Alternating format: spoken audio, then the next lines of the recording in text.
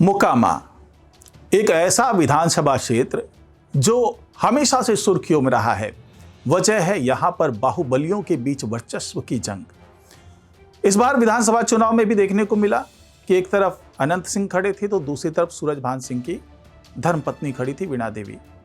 हालांकि अनंत सिंह 28,000 वोट से ज्यादा से जीत गए और फिलहाल वो बेऊर जेल में है। दुलारचंद यादव हत्याकांड का मामला लंबित है और उस पर कार्रवाई चल रही है। लेकिन जिस तरीके से बुलडोजर की कार्रवाई पूरे बिहार में चल रही है तो ये माना जा रहा था कि सब जगह चलेगी। पटना में चलिए कार्रवाई हुई, पटना सिटी में हुई, उसके बाद बाढ़ के कुछ इलाकों में हुई, मोकामा के बाहरी इलाकों में कुछ जगहों पे देखने को मिली। लेकिन मोकामा में बुलडोजर की कार्रवाई नहीं हुई, उस तरीके से कार्रवाई नहीं हुई जिस तरीके से हर जगह हो रही है। तो क्या अनंत सिंह इसके पीछे हैं?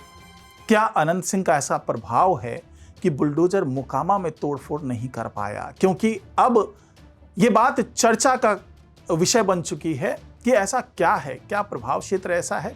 क्या अनंत सिंह ने कोई मैसेज दे दिया? क्या अनंत सिंह खुल करके अपने समर्थकों का समर्थन कर रहे हैं? क्या अनंत सिंह अपने इलाके के जो गरीब हैं, वंचित हैं, जो सरकारी ज़मीन पर अपना व्यवसाय कर रहे हैं, उसके साथ कोई अन्याय ना हो, उसके लिए अनंत सिंह खुल करके सामने आ गए हैं, भले वो जेल में बंद है? तो ये वो तमाम बातें हैं जिस पर चर्चा हो रही है। तो इसके पीछे का सच क्या है, इसको समझेंगे आज के इस वीडियो में। तो इस वीडियो को आखिर तक जरूर देखिएगा।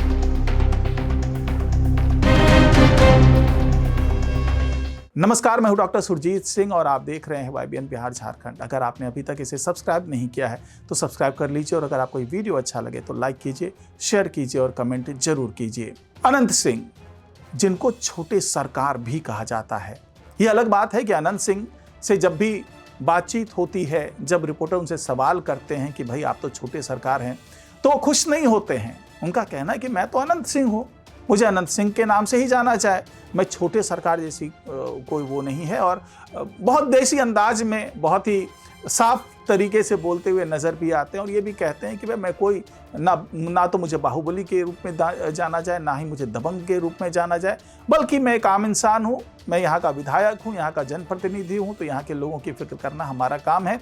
इसलिए मैं कोई छोटे सरकार नहीं हूँ, कोई बाहुबली नहीं हूँ। सब बेकार की बात है। तो देसी अंदाज में बोल तो जाते हैं, लेकिन क्या वाकई ऐसा है? क्योंकि मोकामा में अगर कोई छोटे सरकार नाम लेता है तो सीधे सीधे बात आती है अनंत सिंह के पास। अगर मोकामा में कोई घोषित तौर पर वर्चस्व की जंग में जीत पाया है या घोषित तौर पर बाहुबली के तौर पर जाना जाता है तो वो है अनंत सिंह। और इसका प्रभाव देखा भी जाता है। कई बार वो राजनीति से ऊपर उठकर के बात करते हैं, बिना किसी लाग लपेट के तमाम बातें करते हैं और उसका असर दिखता भी है।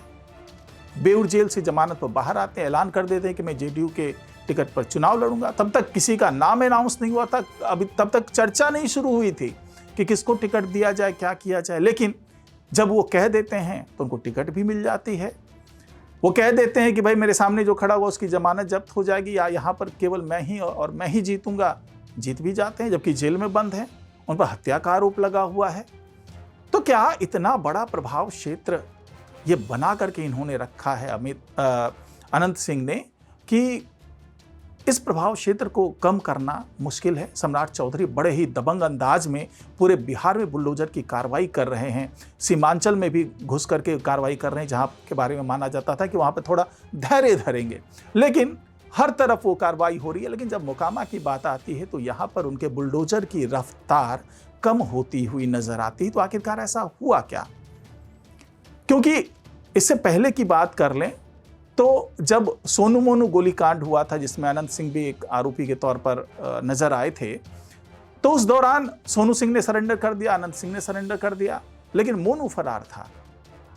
और मोनू के फरार होने के बाद तमाम तैयारियां की गई, कोर्ट में आवेदन किया गया, पुलिस की तरफ से ये कहा गया कि हम तो भाई मोनू की संपत्ति जब्त करेंगे, वहाँ बुलडोजर चलाएंगे। यानी कि अनंत सिंह के विरोध में जो खड़ा था उसके खिलाफ तो बुलडोजर चलने की बात तुरंत हो गई, तुरंत कोर्ट से इजाज़त मांग ली गई। लेकिन जब पूरे बिहार में बुलडोजर चल रहा है तो मोकामा में उसकी रफ्तार कैसे थम जाती है?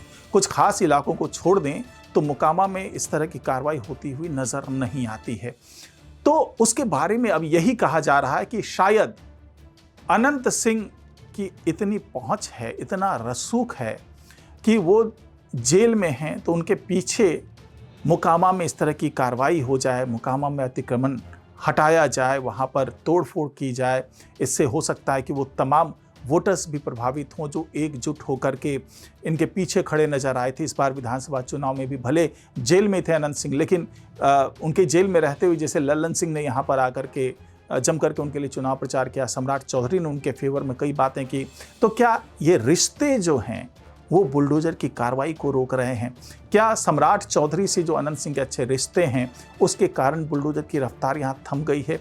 या फिर जिस तरीके से ये चर्चा का केंद्र है कि शायद अनंत सिंह ने कोई मैसेज पहुँचवाया ऊपर तक नीतीश सरकार में, चाहे वो सम्राट चौधरी की बात करें, चाहे विजय सिन्हा की बात करें, चाहे बात नीतीश कुमार की करें, तो ऐसा माना जा रहा है कि वाया मीडिया इस तरह का कोई मैसेज पहुंचाया गया है कि भाई मोकामा में थोड़ी सी नरमी बरतिए और हमारे जो लोग हैं उनको तंग मत कीजिए, बहुत गरीब लोग हैं, काफ़ी वंचित लोग हैं। हाँ, जब मैं बाहर आ जाऊंगा तो मैं समझाऊंगा लोगों को और उसके बाद कार्रवाई होगी तो मैं उन लोगों को पहले पुनर्वास की तमाम जो विकल्प होते हैं वो मैं विकल्प मुहैया करा दूंगा, उसके बाद आप यहाँ पर बुलडोजर चलवा लीजिएगा, वो कार्रवाई कर दीजिएगा।